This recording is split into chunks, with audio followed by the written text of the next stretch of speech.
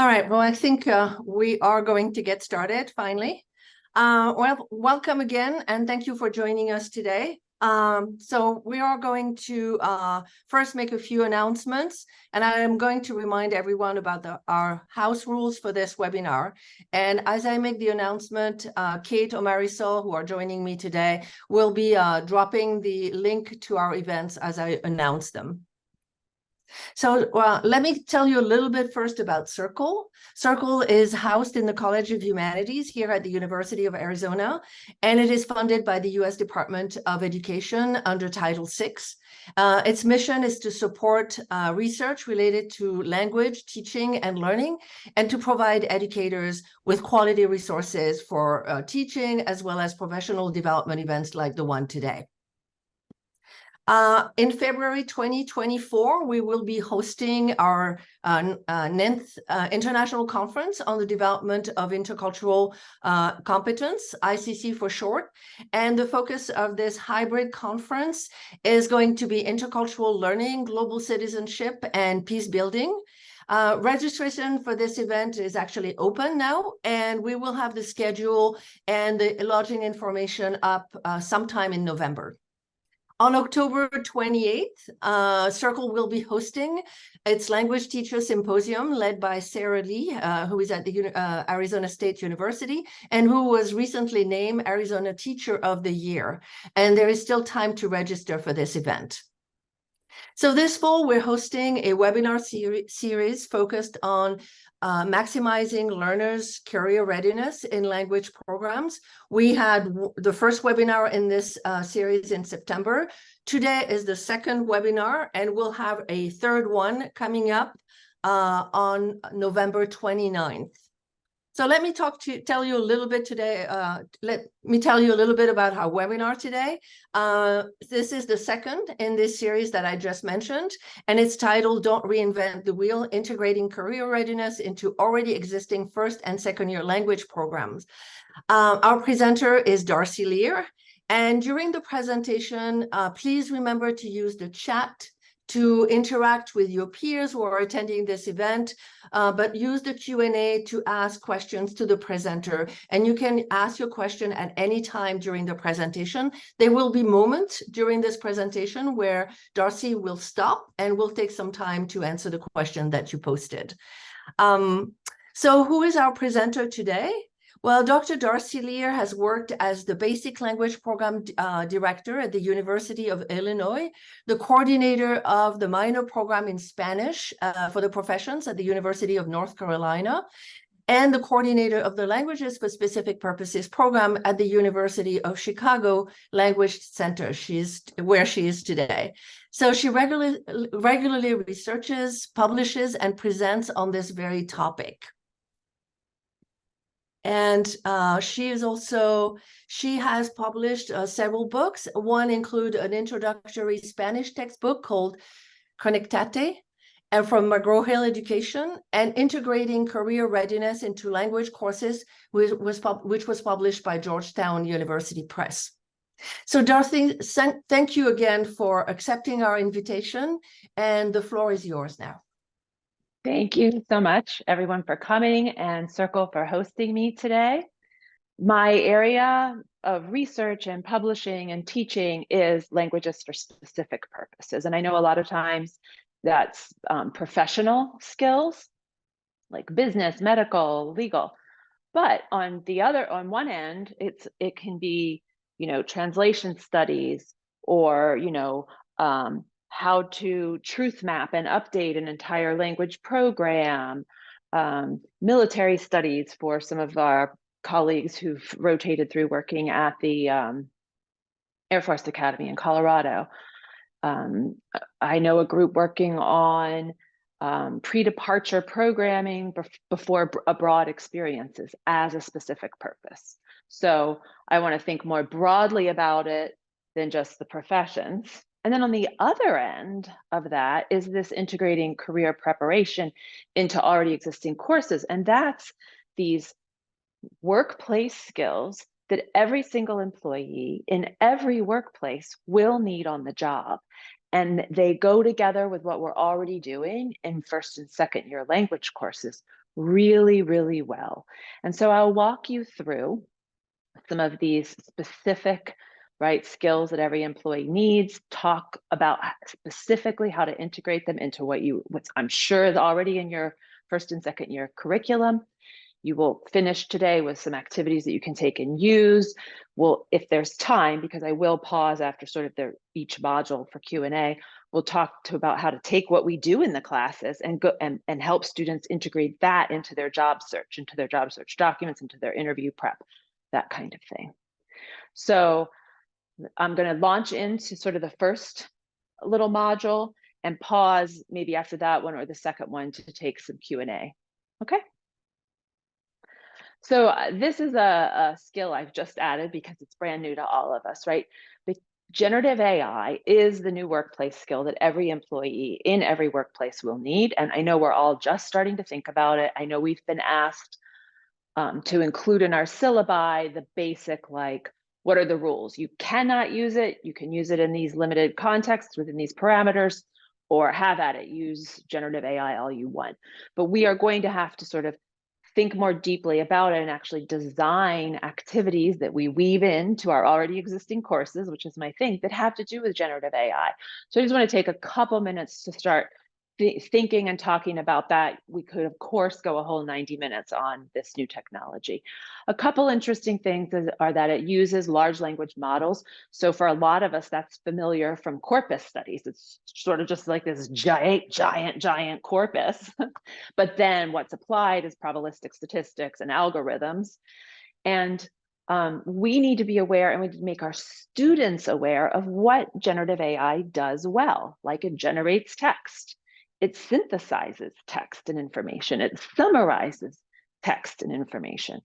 And it asserts confidence and fluency. And this is where we get to what it does not do well, right? Because it is so confident and seems so fluent, it creates these hallucinations where you tend to believe whatever it says, even when it's, patently false, or, let's look at all of these things that it does not do well, right? It doesn't create original content. It cannot reason. It cannot say, what I just put out confidently and fluently doesn't make any sense. And I have seen stuff like that get pasted into course descriptions and posted on, university websites. It can't analyze information. So far, it can't fact check or cite sources or check sources. In fact, it confidently makes up sources.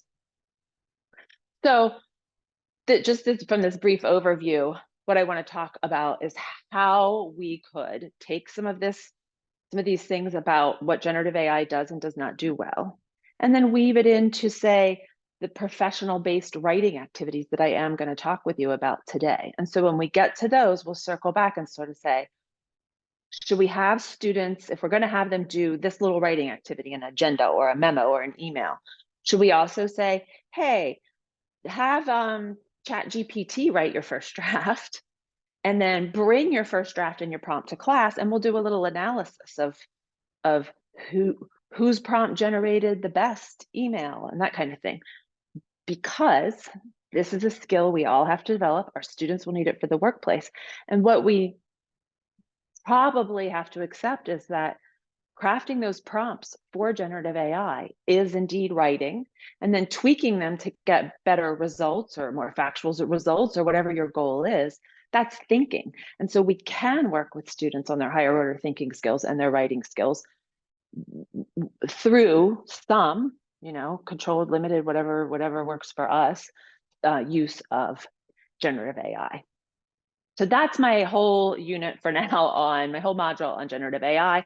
And we will circle back to this a little bit when we get to the workplace writing modules. So I'm just going to launch right into the first module, and then we'll pause for questions, unless, Kate, you have something really pressing that's coming in that people want to talk about now before I move on. No, I think we're okay at the moment. Thank you. Okay, so the very first workplace skill that every employee in every workplace needs, that we can weave into our already existing language courses, is phone skills, right? And so I'm going to start at the bottom, leap to the top, and move back through the middle, right? At the very bottom, the building blocks of most languages are letters and numbers. And we don't usually practice them much with adult learners, adolescent and adult learners, because for first language learners, it's all preschool songs, or, there's not sort of there's a misalignment between what you would do to learn and memorize those things and adolescent and adult learners.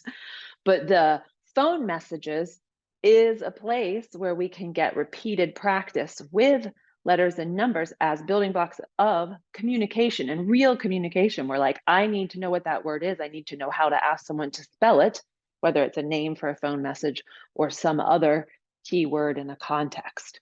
So we'll come back to that basic level and work on that. But first, I want to address this issue that sometimes comes up when I mention this to people, which is they say, oh, no, my students are college graduates. They're not going to be receptionists taking phone messages. And I say, yeah, my students are going to be doctors and lawyers and CEOs, just like your students are.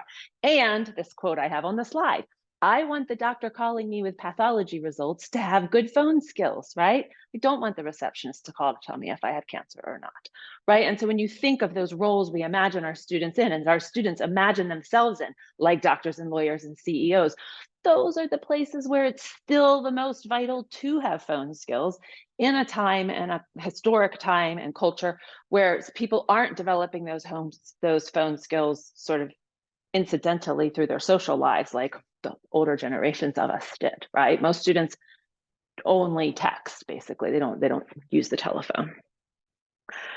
So, and you can see sort of what I'm saying is as you move through the curriculum from the earliest levels to the intermediate high, advanced low levels, you can go from just the building blocks, letters and numbers, all the way to real world interactions about high stakes content. So I'm going to go back to the building blocks. And I do this literally in the first week of language study when I'm teaching my language is Spanish, Spanish 1 or Spanish 101. The alphabet and usually the digits 0 through 9 appear in that part of the curriculum. Students are learning it. They often don't learn it well. And I know this because when I teach intermediate courses and say to a student, how do you spell their name? A lot of times intermediate level students can't because they've never had any repetitive practice with those building blocks, right? They don't remember the alphabet in the target language. So once they have the basic, 0 to 9 digits and the alphabet, one of the first things I do is equip them with the strategies that they would need to get correct, accurate information, because filling out these little pink message slips is a useless activity. If you give in the US, it would be almost always a 10-digit number, maybe a 7-digit number, but I think now it's always 10. If you get 9 digits, that's useless. It doesn't help anyone. No one more fluent than you can call back, right? So accuracy is really important. And we need to equip students with some strategies for accuracy, and then have them exchange contact information in class. What's the practical real world application of that? Well, when most of you are doing homework, I'm asleep. Like I can almost guarantee you that the time of day when most of my students do homework is a time of day when I am not awake. So if they have each other's contact information, they can maybe clear up some stuff and ask and answer questions among themselves, right? So that's a day one, week one, I'm giving them really practical, exchanging new information and then putting it to use in a real world way, right? And then we can move on to taking phone messages at intervals throughout the course. I like to do it, in the lowest levels, it's just literally always a name and a phone number so someone more fluent could call back. But little by little, as they build intermediate skills, you want them to use their, again, what we value in the humanities, analysis and then synthesis skills to condense a message that could fit on a little pink slip of message paper like this, because people leaving a message or leaving a voicemail always say way too much. So you do have to go through that information and analyze and synthesize it to just say the facts. So I would build towards them taking a message and make the messages about chapter content. So if you're doing the house chapter, have a message about a 4-bedroom, 2-bath house with a garage. In the clothing chapter, returning a long-sleeved size large striped shirt for a short sleeve size medium polka dot shirt, or whatever the vocabulary is. So they're getting little hits and a little bit of practice with the message part. And then the strategies that I always want to make sure all students have, but I'm starting from the novice level here and building, is first of all, take control of the conversation. Feel the power, right? Because what we tend to do is the deer in the headlight strategy, which is, I didn't understand any of that. What? Repeat? What? Repeat? And I tell students, right? They're just going to repeat what you didn't understand. You don't need to hear what you didn't understand again, right? Go ahead and take control.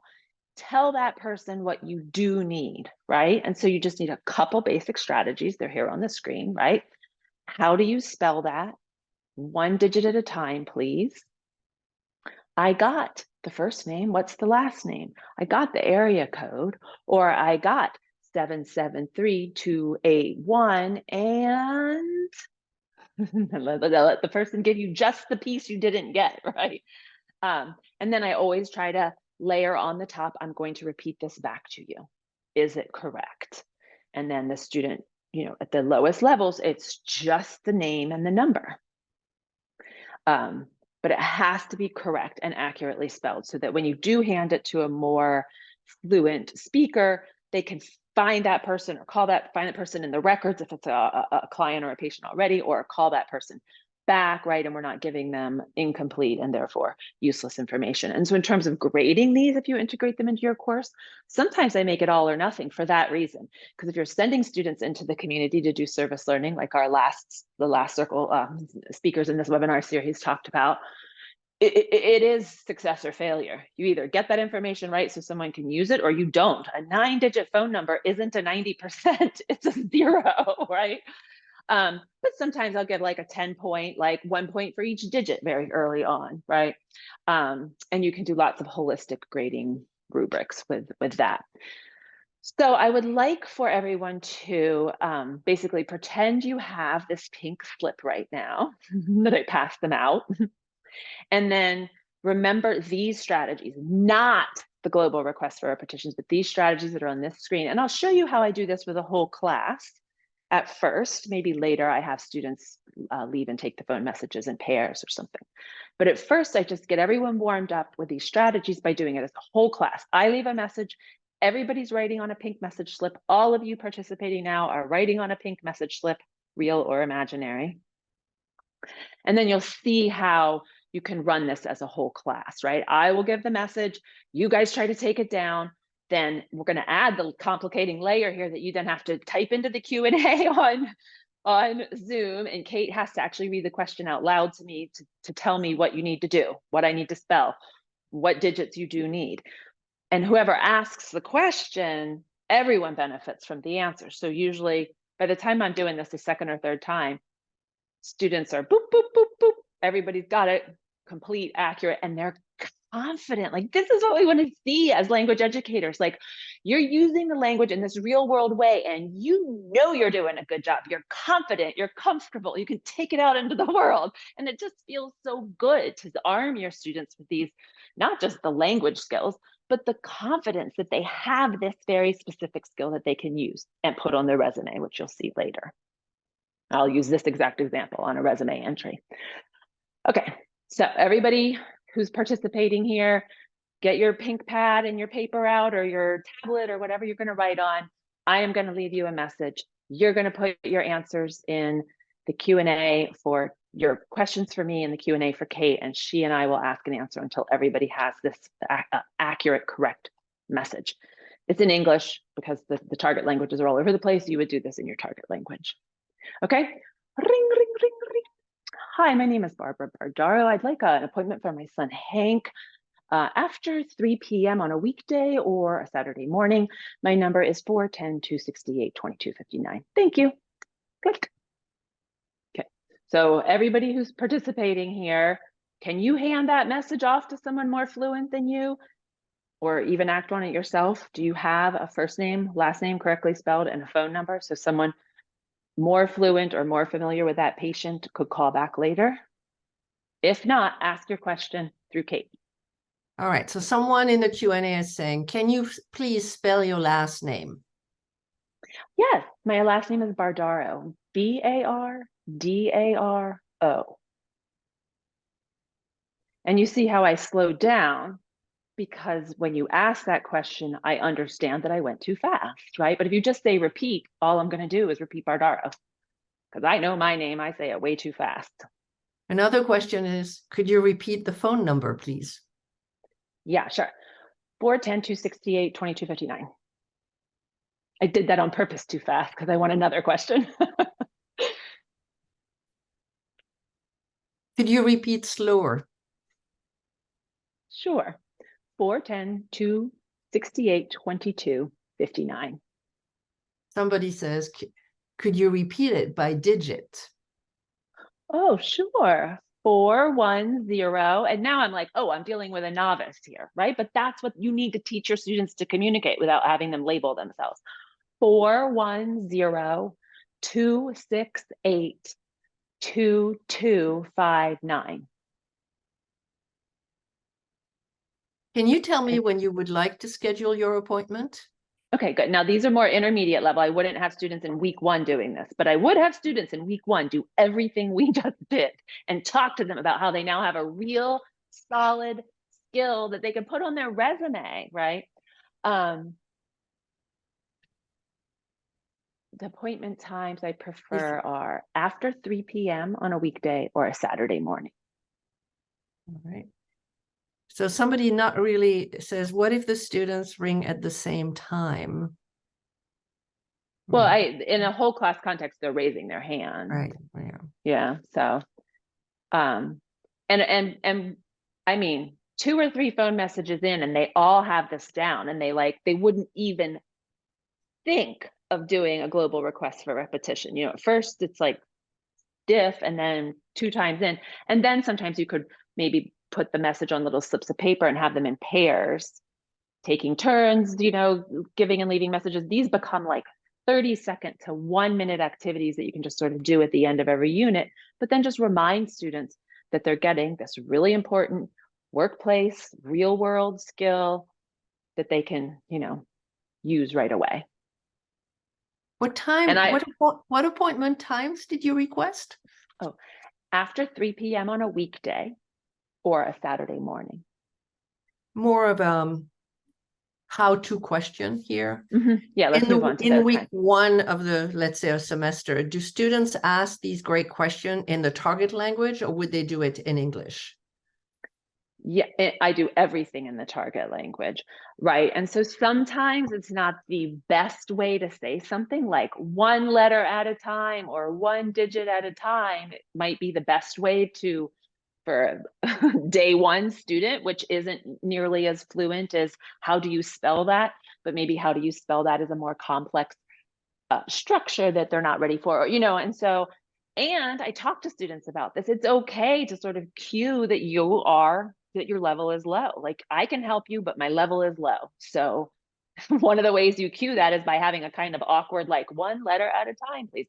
But yes, all of that. And that's why, like, if you look at my 3rd bullet, I got whatever, what is the rest? I don't say what is the rest. And then what I modeled for you when I was doing this is I got 410-268 and right? Because that they can get in for the first week. But what is the rest is probably a bigger clause to memorize on day 1, right? Now, somebody just says, yes, one letter at a time strategy works. And this person is teaching Hindi. And she says, the vowel marker indication needs the same strategy in that language. Somebody else in relation to the phone call was saying, what do you need the appointment with? Or who do you need the appointment with? Oh, anybody at the practice, I'll say. Okay. Now I'm having to make up stuff. Anybody at the practice. All right. Well, we've reached our last question at this point. Okay. And are there any more sort of broader questions about this particular? Not at this time. There was one actually that we could take on right now. And I think it's in relation to your first slide on AI. So somebody wants to play, Annalise wants to play the devil's advocate and said, should students not learn how to summarize and synthesize by and for themselves instead of promoting that as something that does it for them. Could you expand on, maybe give an example where it might be good for AI to do it instead of a person? Yeah. So I don't think you're playing devil's advocate at all. I think it is important for students to analyze and synthesize and write on their own, for sure. We can't ignore the reality that generative AI is sort of with us to stay. I'm just going to go back to that slide where we talk about it. And so that's why I think it is important to be explicit, do these activities with students so they see what it doesn't do well, how it cannot reason or analyze. And in a few more slides, when we get to, we'll talk about having students practicing writing a memo, a cover memo for their real writing assignments for us. Okay, there's where I think that's a great compromise. You write the essay, the composition, the traditional academic writing that I'm going to have you do in my class. And then you let generative AI write the cover memo, because I think in the workplace, this might be a handy thing for you to write. You'll have to write cover memos. Those are the writing skills a lot of people will need in the workplace, right? These really short, brief, to, from, regarding, and then you can layer on the what the aspect of writing that is writing the prompt, and the aspect of thinking that is tweaking the prompt to get that memo correct. So we'll see an example of that. And this question reminds me that I'm going to present stuff today that I don't use every single term. Of course, it would be a lot to fit in. I think some people, like I said, some people object to the phone skills just based on the fact that they think their students will be doing work that is above that, and I say, don't do this then, right? If you're not interested in using generative AI, and I'm not using it actively yet in class, I plan to this term. I'm on the quarter system. We just started last week, right? Just don't use this stuff, right? I'm not here saying everybody must do generative AI. Everybody must do phone skills. I'm here saying, here's some ideas that might pop for you to integrate into your already existing courses. So not asking anyone to change the curriculum or throw away the curriculum or upend what we've done and how we've done it for all this time. I'm just saying, here's a smorgasbord of ideas that you could integrate in if you like them and want to, right? And if you don't, absolutely don't. And back to the what our employers are telling us, the generative AI, just make sure you communicate with students what the expectations and rules are around that. So I'm going to go, this is actually a good transition, because networking, I think, sometimes makes people think like, ooh, like Wall Street schmoozing, which is part of what networking is. But what we're all doing right now on this webinar together is also networking, right? It's building these sort of webs of contacts, people that you know because you have something in common with them. And students and young professionals often are not good at a lot of networking, including sort of what it is. A lot of young professionals go around asking people for informational interviews, people they've never met, and say, can you meet me for coffee or lunch or something, right? And you did not build a network to get to the point where it is appropriate to ask that person for that amount of time and attention, right? Like you have to start at the beginning and build the network, right? So again, this is something that we can start that weaves really well into the very earliest stages of our language courses, and then builds all the way to that, hey, can I ask you a favor in this real world, high stakes professional realm? So some of the keys to networking are body language. Okay, that's totally culturally relevant and like subculture relevant, right? What's the appropriate body language when you're meeting and greeting people? And does it vary by the formality of the context, by the gender of the participants, by the age of the participants? And that all of those vary by culture, right? And so part of it is explicitly teaching students the body language. And part of it is teaching them to observe, and at the nuanced level of not just, does everybody pat each other on the back, or do only men pat each other on the back, etc., right? And then sort of the layers, we can get on and on with the layers of that, of like, what does all of this, gendered body language mean when we're trying to, be open-minded, just not only about gender, but about equality and all of these huge issues that we're always taking on in the humanities. So just that one little piece. is pretty important to talk to students about. And, in the US culture, warm, open body language, a nice, not too soft, not too firm handshake. COVID made that a little, maybe, I don't know, I think people are back to pre-COVID as if it never happened, right? But the warm, open body language can be important when you're nervous, because a lot of us tend to do this. Some of you may notice that I use my hands a lot, right? And sometimes when I'm more nervous, I have to sort of do something appropriate with my hands to keep me from knocking over water at a business lunch or something like that, right? So also that self-awareness of how am I monitoring my own body language tics. And we're going to talk about, when we get to job interview prep and practicing job interview questions related to languages and cultures, we'll talk about how we can use this as an example, a really good example in a job interview question. Names, finding out names, remembering names, and using names is really important in networking contexts. It's also really important, again, in week 1 of language study.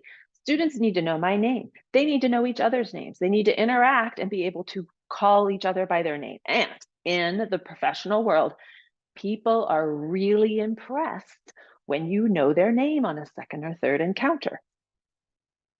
If you don't know their name on a second or third encounter, it is fine to say, I'm sorry, I've forgotten your name. I'm Darcy. What's your name again? Right? But you need to be ready. You need to be armed with those fixed expressions in at least 2 languages, so you don't let it get awkward. And then on the 8th time, then it's a little late to be like, oh, I'm sorry, I've forgotten your name. You've been interacting at these meetings for 8 weeks in a row or whatever.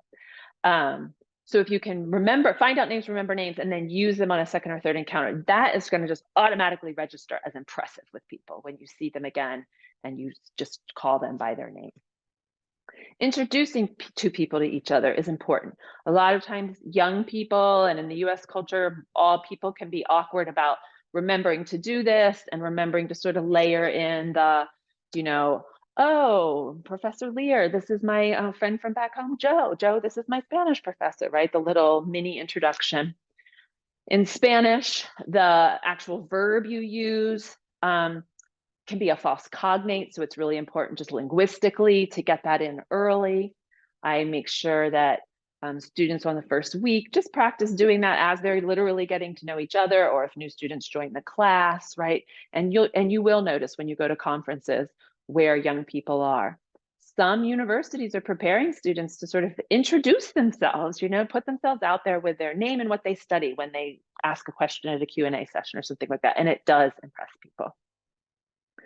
Now down on my 4th bullet, we're sort of getting to building towards that real, like, who's in your network and how are you keeping in touch with them, and at what point can you ask them for a favor, right? So being a good listener is harder than I realized for first-year students. I was pretty far into my career before I had this revelation, right? Are you really listening to what your classmate is saying during that little oral interview in my office or whatever? Or are you just sort of tearing through a list of questions that you prepared and not really engaging with the other person, right?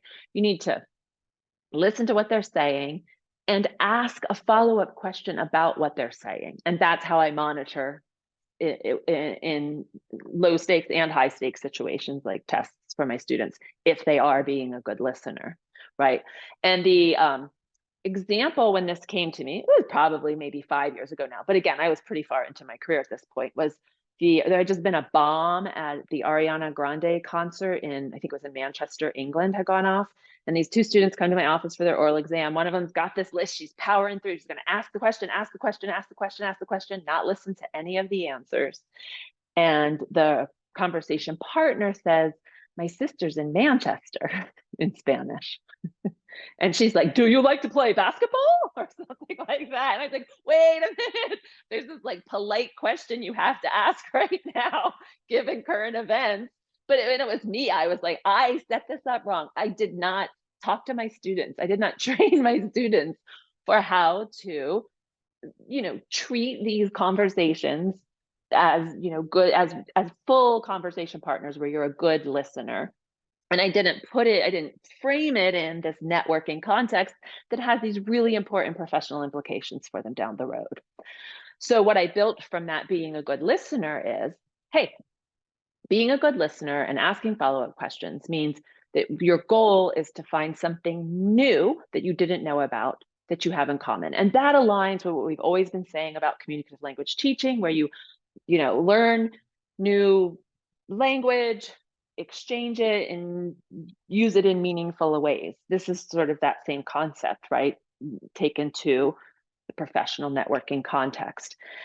And that's basically when I say the little oral exam can be over, right? If you find something new that you have in common that you didn't know you had in common before. And at the lowest levels, I've seen this play out where students are saying, you like music? Oh, do you play an instrument? Oh, I play this instrument. Do you have a band?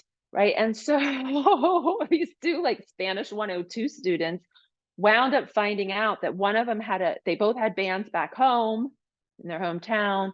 And again, they're using like AR verbs in Spanish, for those of you who teach that language. They're at the 102 level, but they found out that they both had a garage band back home. One of them had found one on campus, and they were looking for someone who played the instrument that the other one did. It was glorious. But often it's more like students come, they haven't talked much before, they start talking about just what do you study? It turns out they study the same thing. And then they start with sort of, oh, have you had this professor? Have you had that person? And you notice that they leave your office or leave the classroom and you hear them in the hallway in their first language, in English, continuing to talk about whatever that was that they found they had in common in the target language in the classroom. And I'm like, yes, they found something new they had in common. And the fact that they're outside of class still talking about it, even if they've switched to their L1, is them networking. That's people networking, right? And so once you found that new thing you have in common, you can follow up with the person based on that commonality, right? Oh, I read this article that's about this thing we're both interested in. Here's a link to an event. Oh, I'm going to an event. If you want to join, let me know, etc. And then the goal is to eventually do a favor for people in your network so that when you need a favor in return, it's a natural, like, yes, yes, yes, yes, yes, natural fit. So that is, sort of networking from the very basic wordless gesturing all the way to getting your job. And I will pause here for Q&A if anybody wants to ask anything before we move on to the next little module of these things. We do not have questions in a Q&A right now. So if our attendees would like to drop a question. Okay, I'm going to move on to the next one then. Yeah. Oh, one question. Okay, good. Oh, okay, good. Oh, sorry.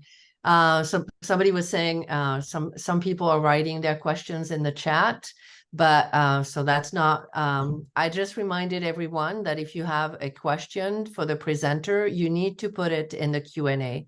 The questions will not be readily available for us to see them if you put them in the chat. So if you have posted a question in the chat and would like to our presenter to answer it, could you please post it in the Q&A? Thank you. I guess I'll move on and then we can pop back over if something comes into the Q&A on networking. We did that with generative AI. I think it worked fine. Yeah. So, and speaking of the generative AI, here we are circling back to the written communication where I was saying, hey, let ChatGPT write the cover memo for the traditional academic essay that you're not allowed to use generative AI for. That's an example of weaving in the generative AI. 2, written communication on things like cover memos, agendas, and professional emails. Again, we weave them into the already existing curricula we have. We pick and choose which ones we want to do. I am not advocating that everybody should do any of these ever, but sort of when you're looking for sort of these concrete professional skills that you can talk to your students about the fact that they are these things that every single person in every workplace will have to do and preferably do well. And especially our students where they're going to be like recent grads who are new hires. So they're never going to have that 3 to 5 years experience that so many job ads ask for.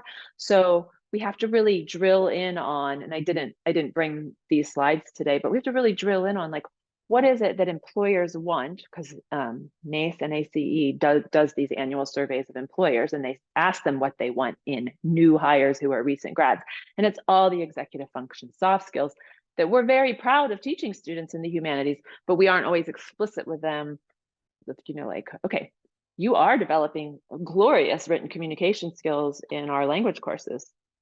How do those transfer to the professional context? And so often what employers want in the professional context is sort of brief, concise information that maybe provides context or an update or sort of a change in something that they're otherwise aware of, right? Not always the long form academic essays that we're usually having students write, because it is important to be able to write and think in that way also. So some ways I weave in this very different kind of writing, right? Short, concise, less detail, not a ton of justification maybe, is cover memos, agendas, and especially professional emails. That's where I would advocate to really do this, is with professional emails. But quickly with memos, they're super brief, to, from, regarding, probably date maybe. And like I mentioned earlier with the question on generative AI, you can have students submit a cover memo with whatever the writing assignment that's already in the curriculum is, and it has all that information that they're telling you when they hand in papers, right? A lot of times students want to let you know that, like, you have to ignore the back of every page because they printed on scrap paper from the recycle bin that had something else on the back, right? So type that up in the cover memo. The printer ran out of black ink and it was late, so that's why your essay is printed in blue ink. Sometimes it's just sort of keeping a filing system. Which assignment, in which order is this? What was the due date, or why is it late? And if you have policies about late work, how it fits into the policy. I'm using my one token here, or if you do that post-COVID, I am. You can't have open-ended makeups is my policy, right? Because eventually catching up and keeping up become mutually exclusive. But I don't have any kind of number or tokens related to it. But some people do, and a way to track it is in cover memos. Agenda and agenda writing sometimes helps students sort of be aware. I mean, agendas are so important because I know we have all spent way too much of our professional lives in meetings, agenda-less meetings, right? We need to know what we're going to cover, how long it's going to take, who's controlling for the time, how you're handling people who are, taking over the meeting and distracting, right? So you and me will talk about this later because or we'll put this on the agenda, we'll table this until next week, right? And we are great models for this, and it can be a good idea to talk to students about, you will do well in the workplace if you know how to write an agenda and run a meeting. And guess what I have been doing for my whole entire life? Writing lesson plans and fitting them into 50-minute chunks of time over and over and over and over. I know how to write an agenda / lesson plan and run a meeting / class, right? Class period. So we're great models for that. And if we have students sort of say, like, track the major topics that we're covering today, especially if you're in the habit of sort of putting an outline on the board or the screen of what we'll be covering in class, but then just sort of give them that meta level of awareness. You keep track of what we're covering. See if you can, quote unquote, come in from the outside and do an analysis of what we're covering and what order, maybe how they're related or why they're ordered like that, maybe how long those different things are taking. And then maybe you take it to chat, have all the students do it, then have them go home and take it to generative AI as an exercise in how it might be appropriate to use generative AI. Have generative AI make your notes into an agenda. What does it crank out? What are the problems with it? How do you have to tweak the prompt? How did your other students, how did your classmates tweak those same prompts or not to get different results or not? That could take up a lot of class time. I like the things that take 30 seconds to 1 minute. And the third and final, but also this kind of communication, sorry, I want to say one more thing. This kind of like brief, concise written communication is also important verbally for when you drop by your boss's office or your boss drops by your office and you need to just sort of give them like a 20-second update on what's happening with that project, right? And that's just not that's not the kind of language we are always using in the academic context that it might be useful to have our students use. So now I want to move on to professional email writing. And here I think this is worth integrating into all of our courses. And I just sort of run through with students, what's in a professional email?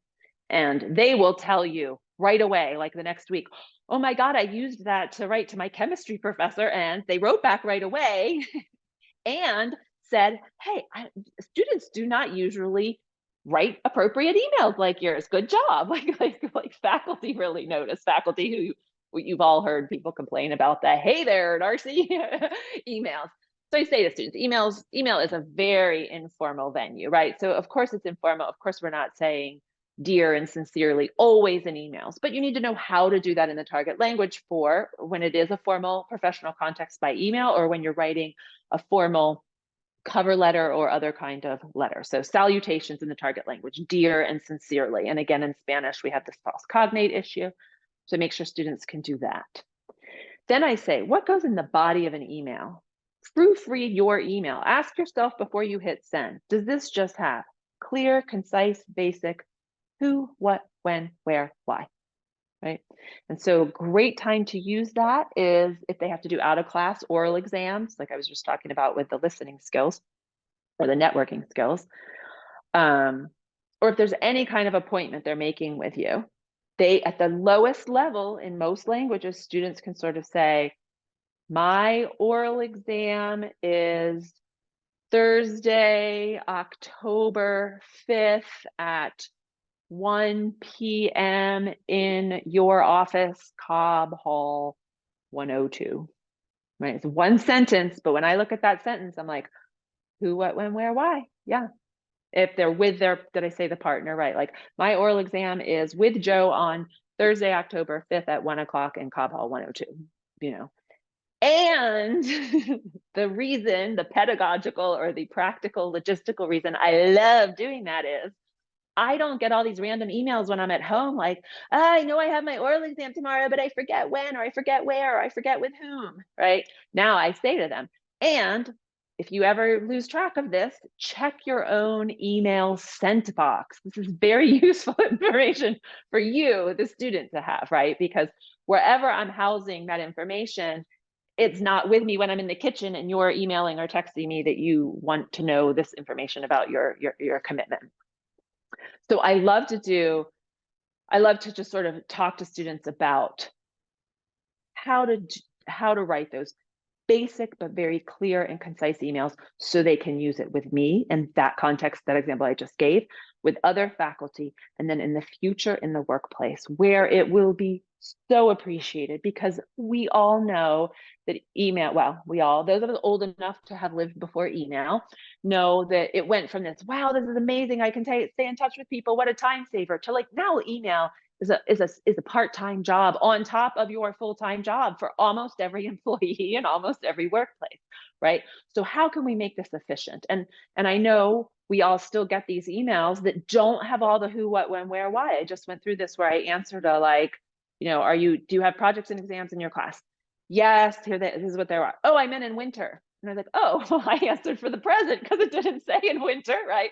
So yeah, also in winter. And then it's like, oh, well, do you need an exam, a room to give your exam in, right? So it was this email, answer, email, answer, email, answer to get all the who, what, when, where, and why. And if you wind up with 5 or 6 of those going in your email inbox, you're not going to give the attention to maybe some important emails or even to those topics that you maybe would if they were better organized. And so this takes us to the subject line.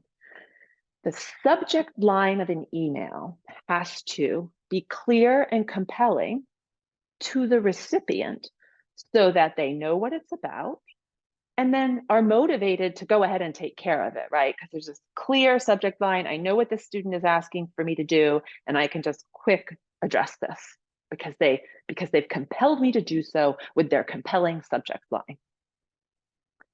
So I give the example to students. If your subject line is Spanish class, I get it. It's your only Spanish class. That zeroes down the context for you. That is clear and compelling. if I receive an email and the whole subject line is Spanish class, is that context narrow enough for me, the recipient? And right away, students get it. Like, that's a great example. No, you teach more than one Spanish class. And they, they come up with great ideas. Like one of the best ones they've ever come up with is the day and time. Spanish class Monday, Wednesday, Friday, 10:30, because I couldn't possibly be in another place on those days and times, even if I teach multiple sections of the same course. And these things that students would never think about, we do a little critical analysis of. And and then sometimes sort of what the issue is, if you can get that into the subject line to sort of make it compelling, like reason for absence or project idea, or a big one that I'm going to end with today is letter of recommendation requests. Just tell me in the subject line that you're asking for a letter of recommendation. Sometimes students like write a novel about everything they've done since they interacted with you to the present, and then at the end tell you they want a letter of recommendation. It's like, all I can write about is our experiences together before this novel that you wrote me anyway. Like, just cut to the chase and tell me that's what you want. But the thing I want to say to wrap this up before we go to Q&A, if there's any questions here, is that subject line thing of like, stop, make a clear, compelling subject line that makes the recipient want to address it, that's compelling to the recipient. That's intercultural competence, this huge sort of higher order thing we're trying to do in language education. And it's this perfect, real world, practical, professional, concrete example of it that clicks with students. That's what intercultural competence is. I mean, it's a very basic example, and we need to talk about it in much more important context, but you're stepping outside of yourself. You're sort of seeing yourself as other and experiencing it as the recipient, as the other person. And the same with the sort of who, what, when, where, why in the body of those emails. That idea of like, now, does the recipient have an answer to the who, what, when, where, why? And also, honestly, any action items, anything the recipient has to do. Sometimes even like, do you expect an answer to this email? Because if you're just giving me information and not asking me for a question or telling me to respond that I received it, I might just file that email away. I see there are some Q&As. So Beatrice or Kate, what do we have?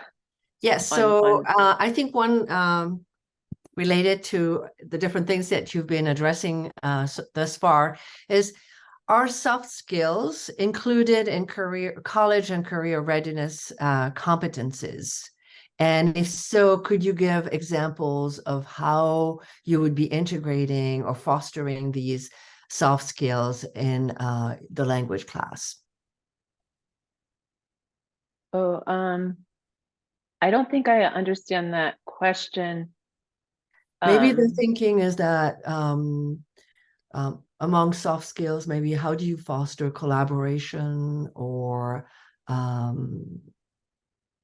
things like that? Yeah, and these are the things that sort of employers on the survey say they want, right? And like, being able to work on a team, being able to work on a team in culturally appropriate ways, leadership, flexibility, resourcefulness.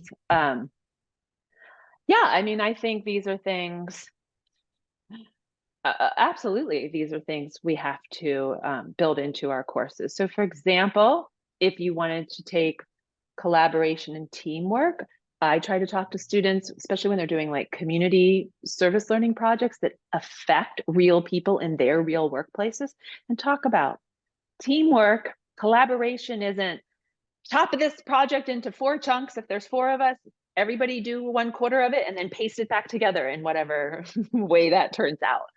Collaborative teamwork is, what are your strengths that maybe complement my weaknesses? What are my strengths that maybe complement your weaknesses, right? And so who's the kid who can do the coding and make a really nice whatever you need digitally done? Who's the person who's really good at sort of the real, if we need them to be doing primary research and not looking at secondary researches? Who's the kid who has those actual like library skills and they can do that part, the lit review or the research part? Who's the kid who's really confident with sort of taking different writing and assembling it and editing it, right? Talk to them about how editing and writing are totally different skills, right? We've all met the editor where we're like, if you're so smart, why don't you write it? And then later you have the opportunity to edit and you're like, oh, I get it. It's a totally separate skill. And that's just one, resourcefulness. I try to work with students on that. And we'll talk about this when we get to the resume line, right?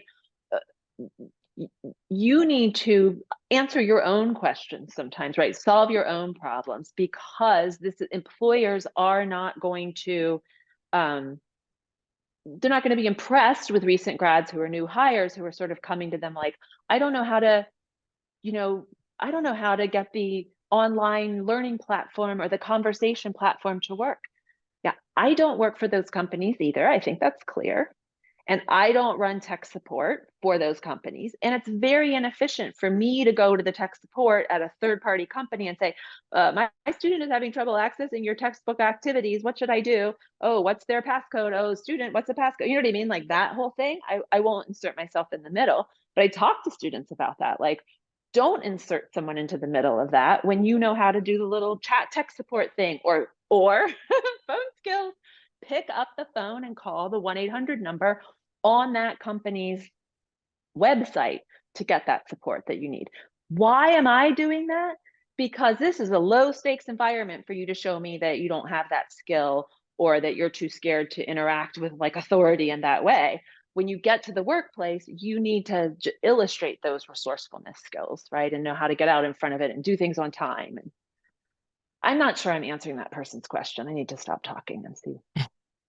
I think if they have, they can clarify. I'll just let you know, Darcy.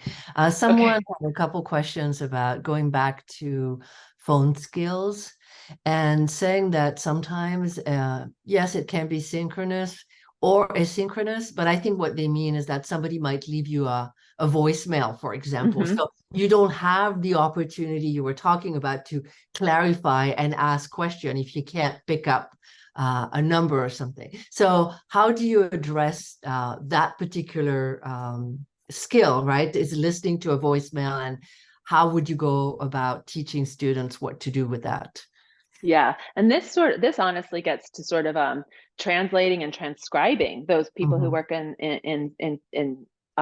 translation and interpretation studies, right? The skill of like re-listening, pausing, going back and re-listening to a shorter chunk, stepping back and listening to the whole thing and seeing if anything clicks. And right, so with a voicemail, those are some of the strategies I would try. And I know this is what I do myself when I'm dealing with recorded or transcribed text. Often it works. Take a break, come back to it another time. All of those strategies I just mentioned. And then every now and then I just highlight what, I highlight what I'm having trouble with and I ask someone else, right? And that's resourcefulness, right? Asking a peer or a colleague, the whole zone of proximal development, someone who's a little better than you. I just had this happen last week where I had to ask a co-author, like, what is she saying? I know it's this verb, but it doesn't make sense there. And the ending seems to be like past subjunctive. And my co-author asked his native speaking spouse, and we think we have it worked out, Real life is complicated. That's another thing to say to students. So I guess here I would connect this next question to letter writing, so cover letter writing or something like that, where the participant is asking what strategies would you advise to teach the writing of concise and clear paragraph to students if they have to write a letter of application for a job, for example.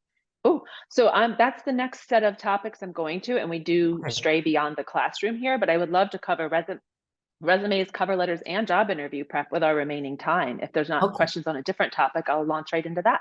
Okay, let's go then.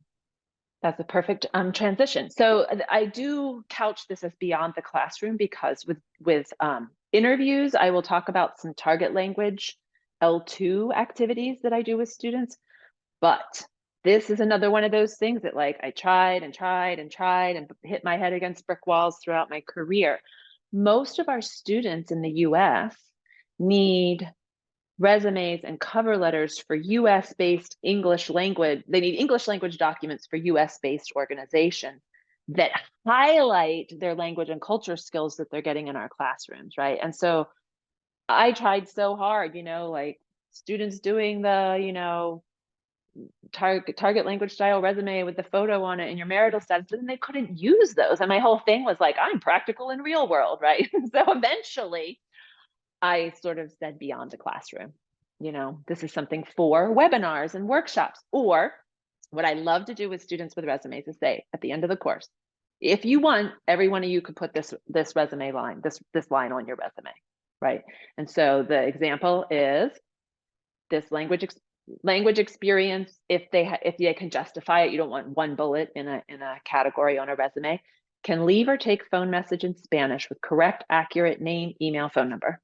My Spanish 1 students could put that on their resume. We've had 5 days of class, and most, probably not all, some of them are having trouble with like the @ symbol, I noticed, can put this on their resume, right? It's clear, it's concise, it tells an employer exactly what you can do, implies what you can't do, right? When people put on their resumes like language skills, Spanish and German, what? Are you novice?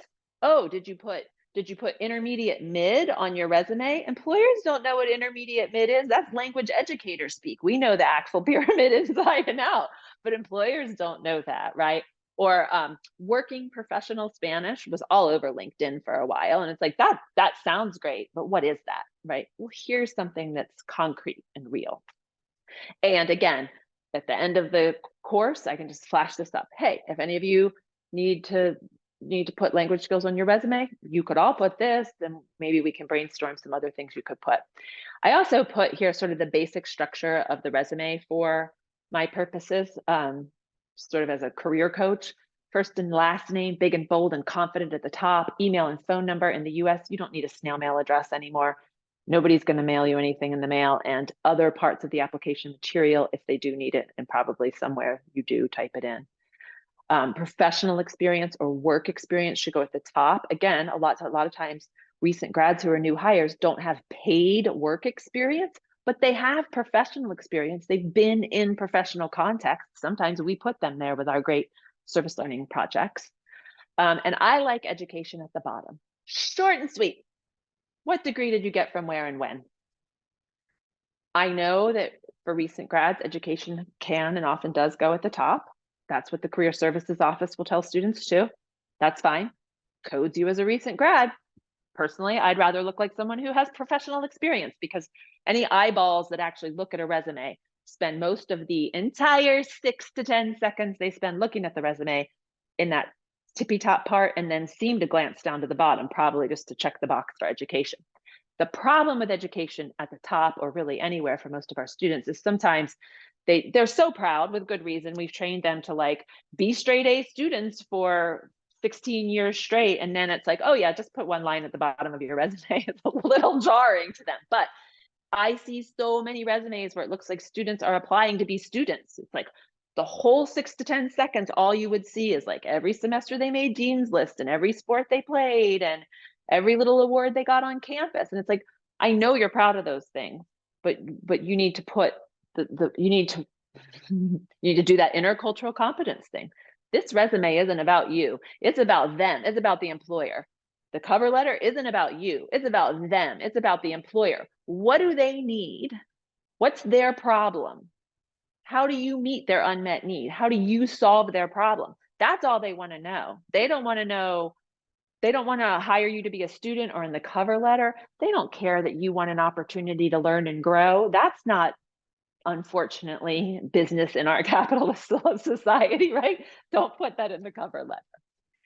Then what I've done on this second slide with resumes is I've squished everything I could think of onto like one fake resume, but obviously for most students, these would be spread out. But you see, again, professional experience if they don't have paid work experience, leadership and community service. Another good heading is volunteerism and causes.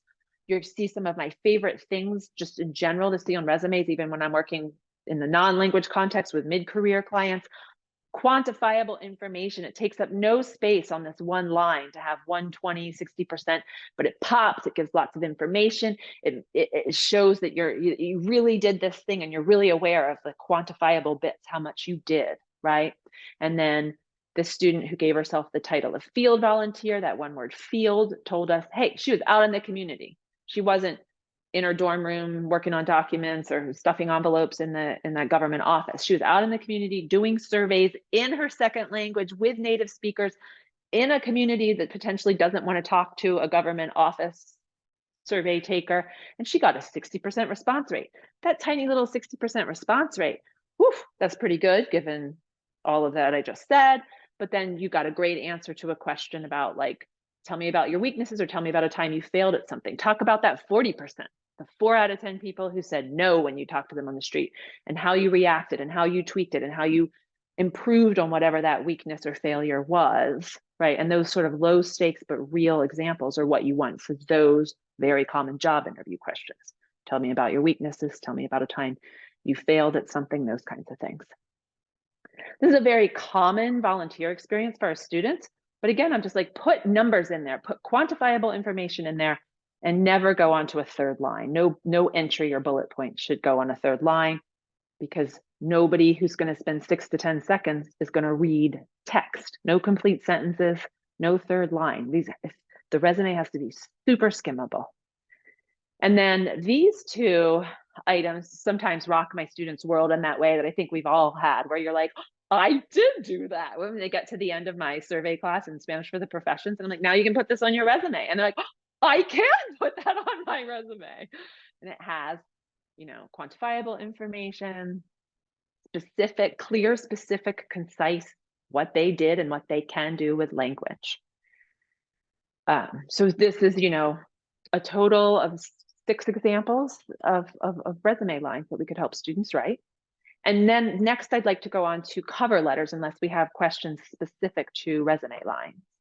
Maybe we should wait. There is somebody who, again, you can tell that AI is on people's minds, and yeah, of course, that's why I put it in. So maybe I can read the question, and you can decide whether it is a good time to answer it now, or we should wait for the slide on cover letters.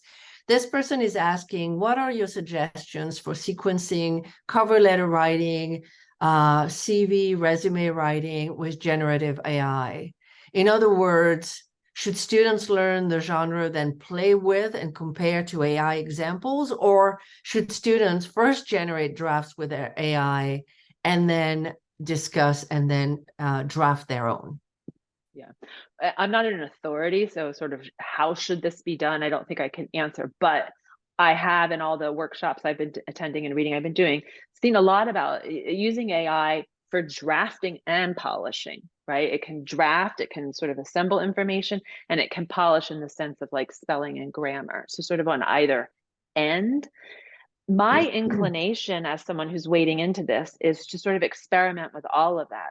Tell students, like, if you have time in class, and again, I'm usually, most of my students need this in English, and I have to do an out of class workshop to deliver this content. Otherwise I would be delivering way too much content in English or having them do too much of their work in English. But I would experiment with all of it and talk to them explicitly about their own analysis and synthesis of what AI does well and what it doesn't do well. Write a paragraph on your own, draft it, and then have AI polish it. Prompt AI to draft the paragraph for the first time, a different paragraph, right? So what are the comparisons and contrasts there? What did it do well when you drafted the paragraph and then had it polish it? What did it do badly? What did it do well and what did it do badly when you had it write the first draft and then you polished it, right? Because this is what we need our students to think about. Like, how can I use generative AI well and critically? And you're only going to find out by doing these kinds of exercises, right? I want to scream sometimes when I see these things that make it through theoretically make it through 2 or 3 layers of human eyes, right? Like, obviously you had generative AI write that. You turned it into your boss who, I don't know, didn't proofread it and apply like analysis, synthesis, and reading. And then your boss sent it off to the webmaster or whatever who put it out into the public realm. Just that level of like human eyes, you, student with human eyes, you need to go over anything that AI does. All right. I think wait. we can move on. There are a few This more is- questions, but we can come back to that later.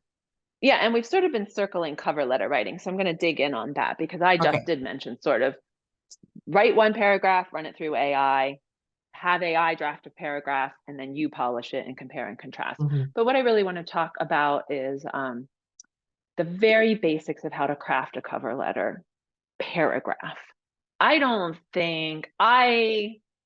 love working with students and clients on resumes and cover letters, the whole thing.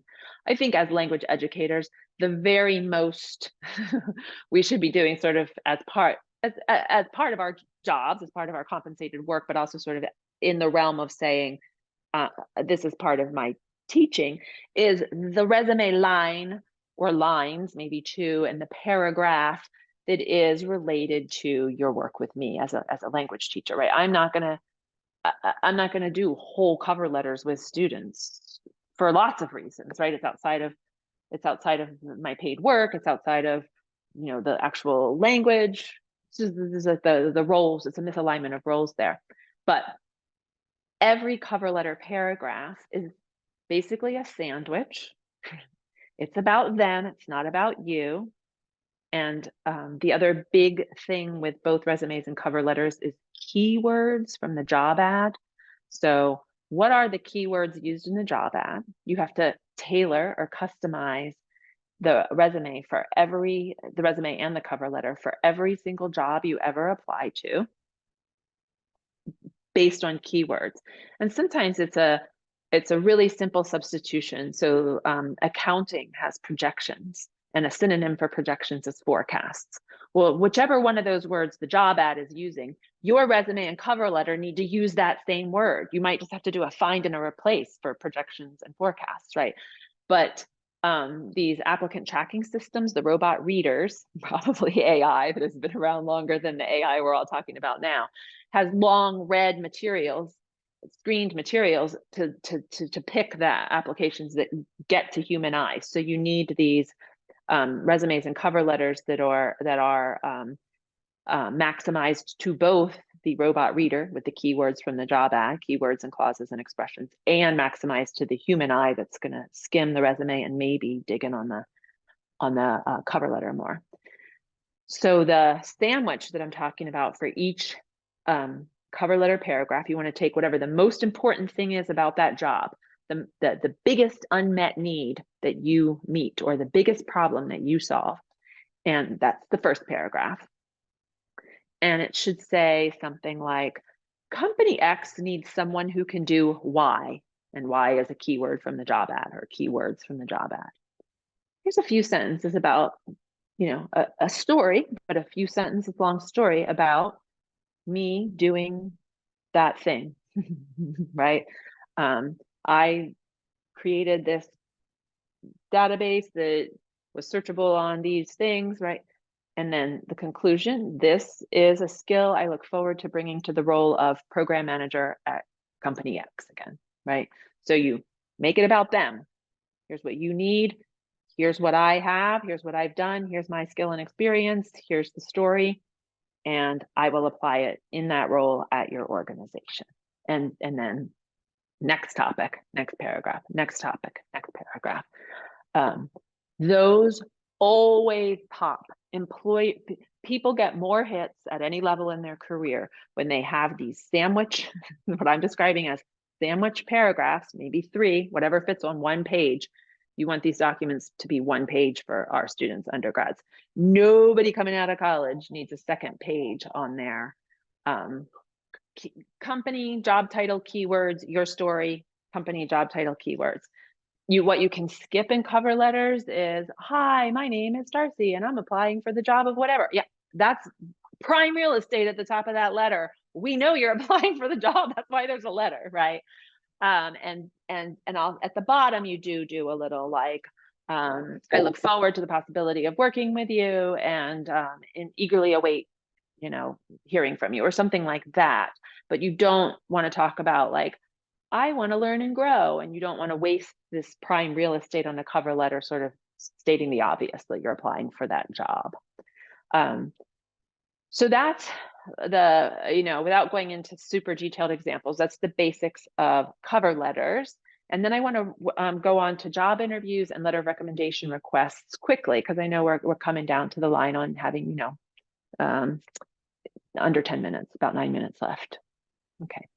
I'm going to give another specific example with job interviews. So this you can do in class in the target language. And again, it's just pulling out this little chunk that is the language and culture skills that we are giving our students that do have practical real world implications, but just helping our students make it explicit, right?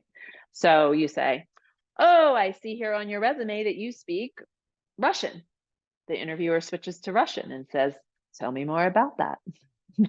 And I set students up in a speed date for this, right? And they're always, especially if we've just done a resume and cover letter workshop, and so they've been very actively working on putting their language skills on their resume, like I just showed you, and crafting these lovely cover letter paragraphs like I just discussed. And then I say, okay, now let's go. You did a great job and you got the interview. Let's go to the interview.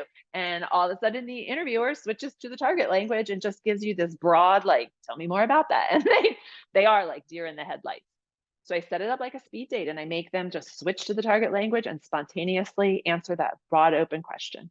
Then we pause and I say, chances are you didn't practice and prepare, and you need to be ready to talk about anything that you turned in the application materials. Yeah, there's gotcha questions at job interviews, but you don't want a gotcha that is information you provided in your application, resume, cover letter. You need to be ready to talk about that stuff. And you need to be ready to talk about the most commonly asked, broad questions. That one's not common, but it's broad. The whole tell me about yourself, tell me about a time, and tell me about yourself, or what do you do, or why should we hire you? And the specific behavioral questions, like I've alluded to earlier. Talk about a failure or a weakness or a strength. So we pause after the spontaneous answer to the, question in the target language. I see you speak this language. Tell me about it in the target language.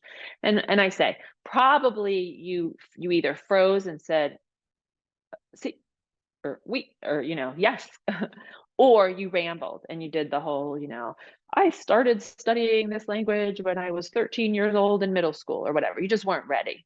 So I say, so pause, think about, right? When the employer says, tell me more about that, they want to know more about that. Again, that serves them, right? It's about them. So what's the piece that, highlights the soft skills we were talking about, or that's specific to one of those great cover letter paragraphs you already wrote, and we know it was great because you got this interview, right? And sort of say that the whole sort of 3-step thing, like, here's the experience I have with language. Here's an example of how I've applied it in a way that I think is valuable to your context. And here's how it'll help you solve your problems and meet your unmet needs. And the body language example that I wanted to give there is for weaknesses or failures. Sometimes the kisses on the cheek thing, you can tell a sort of funny story about how you messed up and were almost kissing people on the lips. That's a great way to answer those sort of weaknesses and failure questions. It's kind of funny, it's low stakes. It's not just coming out and saying, I'm always late, or I procrastinate, or these things you don't want to say in an interview. And then you talk about, I was almost kissing people on the cheeks. I sort of stepped back and looked at what I was doing. I realized that everybody always goes right first and then left. I checked with my friend who's a native speaker who had never thought about that before, but she confirmed it. And this example shows that I am capable of recognizing when I failed or made a mistake, stepping back and discerning patterns, and then communicating about those patterns in a collegial way. And that is a skill I will bring to this workplace, right? And then the very last thing I want to show you is, well, this is what I was just talking about. cover letter writing. Sorry, I have the survey right here. Great practice for cover letter writing is letter of recommendation requests, right? When students ask you to write a letter of recommendation, that is an opportunity for them to practice cover letter writing, and they need to practice, and they need lower stakes opportunities to it, right? So when they ask you for a cover letter, you say, sure, remind me of your full name, the semester, the dates of our experience together, and then the unique work you did, the projects or assignments that you did. Don't tell me what's in the syllabus. I have the syllabus, right? And then connect whatever those experiences you had with me to whatever it is you're applying for. Because if you can't do that, I can't do it for you, right? I have 50 students since you did that project, and I'm not applying to the job. Right. And this ties back to networking too. I know when I ask people for letters of recommendation, I automatically say, we started working together when, and I go back and I find the dates and the times and the full name of that conference where we met. And I do that work for them so that then they can easily write me that letter of recommendation. And I have an actual form I give to students that asks for all of that. You need a letter of recommendation? Sure, fill this out. Or even at the end of a class, at the end of a semester, hey, everybody just fill this out and I'll file it away. So when you do inevitably ask me for a letter of recommendation, I already have it on file and you wrote it when it was fresh in your mind. But I do say to students, if you can't make those connections, I'm not the best person to write this letter for you. I can't make those kinds of real world academic to professional connections for you. And I can send anybody an attachment of this little form if you want it. Often, I will say, among faculty and teachers, this is their favorite thing. I made it through everything, and I think there's 2 minutes to spare. I don't know where you guys want to leave it. So I'm looking right now. There are no, well, yes, there are a couple questions that I could ask about the presentation. So Mohammed was asking, and I think he is the participant who's been asking quite a few questions about phone interviews or answering the phone and so on, and was wondering if you have any advice on how to help students become better listeners. How do they approach this kind of task, and what strategies should they be using? Mm-hmm. Yeah, well, and I think that what we talked about earlier, sort of starting at that lowest level of, in your mind, you're trying to use this language you do have, right, to communicate as best you can, right? You can't let your brain leap to levels where you're not. And just at that level, ask, listen to the answer, think, how does this connect to me? What do I have in common? What's the follow-up question I have to ask? And just slowly build from there, right? And the clarification strategy is similar to the ones we did with the phone. Can you say that name again? I'm not understanding the organization you're talking about. How do you spell it? That kind of thing. Someone was just asking, I think they're curious if the information you presented today and more could be found in the book that you wrote on that particular topic. Yeah, the Integrating Career Prep has digital skills, networking, phone messages. It doesn't have the resume and cover letter writing. It only has stuff you could integrate explicitly into a language course. Mm-hmm. But it has the actual phone messages in English that you could just translate to the target language on the most common topic areas in an intro curriculum, for example. It's very practical, very grab it and use it in class. Yes. I think that's it in terms of question. What I can relate to you, and you might be seeing this in the chat, is that people are very, very thankful for the presentation, the webinar you just gave. They are really, there are glowing comments on the ideas that you have provided and that they will be able to take into their classroom. They thought that overall the webinar was immensely helpful, so, and provided them with really a wealth of ideas and for them to integrate in their classroom. So this is really nice. Yeah, lots of thank yous. So I think, yeah. So, but one more question. Maybe that person might have misunderstood, but she says Darcy mentioned AI training that she did before. is this possible to share the video or the PowerPoint she had? It was a workshop on my campus, and I think they did share stuff with us. I can inquire if we're allowed to share outside of the university. They did follow up with, I haven't looked at it, but maybe I will look into that. Okay. Otherwise, I think that's it in terms of questions. Yeah. All right. Well, I think we have reached, we are actually a couple minutes over the time that we had. I just want to thank everybody who attended. I want to thank again our presenter. This was a really very informative presentation. And yeah, everybody is really thrilled by what you presented today. So this is really great. Thank you. I hope my enthusiasm was infectious but not overwhelming.